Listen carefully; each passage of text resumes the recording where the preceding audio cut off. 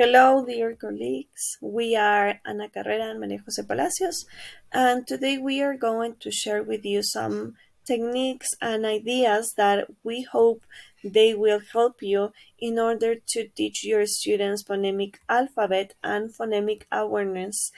And this kind of techniques are going to help you to increase in your students their reading skills. So we hope you like these activities and enjoy all the instructions and explanation that we are going to give you.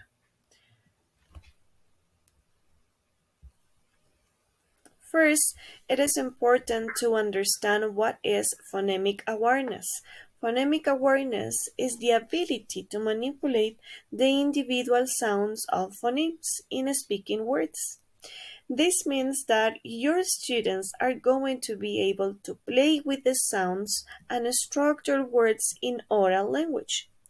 This process of teaching them phonological awareness are going to help them to be good readers and to have a correct and motivated process in the language acquisition. The objective is to improve pronunciation by teaching it correctly through phonological awareness. It is considered a key requirement for the acquisition of reading in its initial stages, since children must decode, and to achieve this they must have previously become aware that written words are composed of letters that are transformed into sounds. This process consists of learning to differentiate phonemes, as they are acoustic expressions that are indispensable for words to acquire meaning. In learning to read, the development of phonological awareness is like a bridge necessary to be able to understand and carry out the grapheme phoneme letter sound correspondence. Okay. It is important also to understand what is phonemic awareness, and it is also important that all these activities that we are going to share with you are good to work with second grader students. This is also important to know how we have to use our class space in order to give a material, visual material, and all the things that are going to help our students to increase and to reinforce the learning process. These activities could be applied with 20 students or less. What we means when we are talking about using the space that you have. This means that if you are going to use flashcards, if you are going to use words or drawings, these drawings or these words has to be visible in around the class, and students are going to have access to them, to play with them, to use them during the whole process. This is going to help you to increase their motivation and to increase the process language acquisition, and you are going to see that all these kind of activities and techniques are going to help you to see that your students are going to learn it well.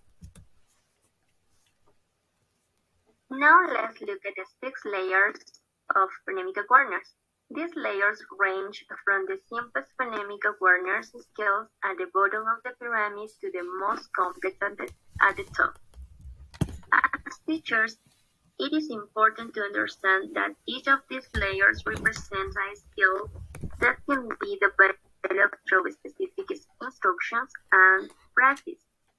I will describe all 6 quickly. However, we will focus on the first 2 layers and the activities you can do with your students. The first one is phonemic isolation. It involves hearing and isolating the individual phonemes of spoken words. It means that the students can isolate the first sounds of words. The second is phonemic blending.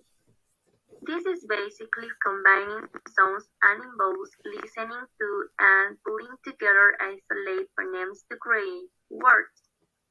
This process requires a student to hold the individual elements in his or her mind as the word is created, thus challenging a student's active working memory.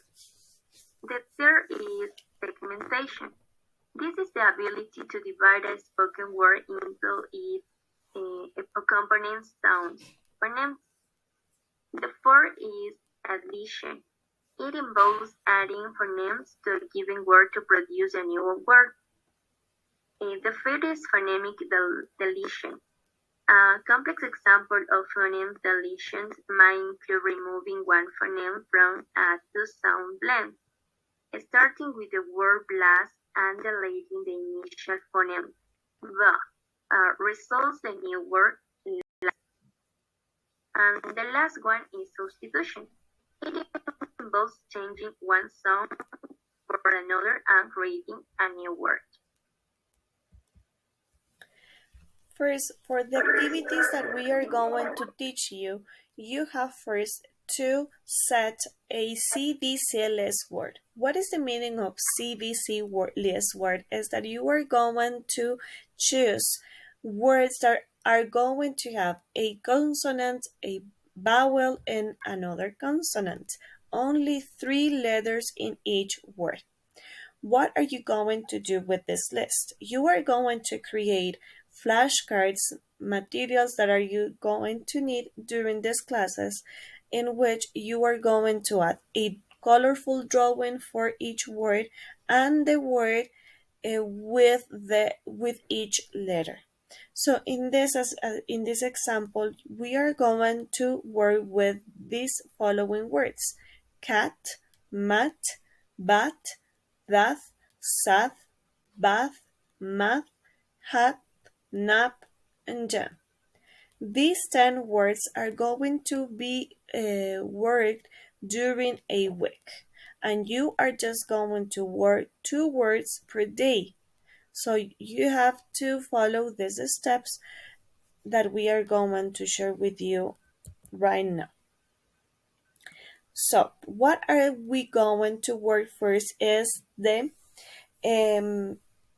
phonemic isolation. As you remember, my colleague explained to you that phonemic isolation is when children are going to just work with only the sounds of the word. We are not going to work with them with the reading part of the word, just the sounds. That means that in cat, they are just going to identify that we have a k, e, t to form the word cat. Mat, m, e, t. Bat, v, e, t. Bath, d, e, d. Sad, s, e, d. Bat, b, e, t. Mat, m, e, d. Bat, h, e, d. Nap, m, e, p. Jam, j, m, n. Okay, so what is the first activity that you are going to do is the pre-task.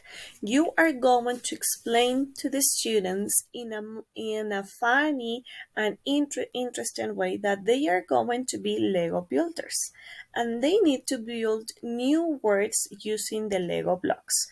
These Lego blocks, you have to write each letter of the alphabet, and you are going to give all of them to the children.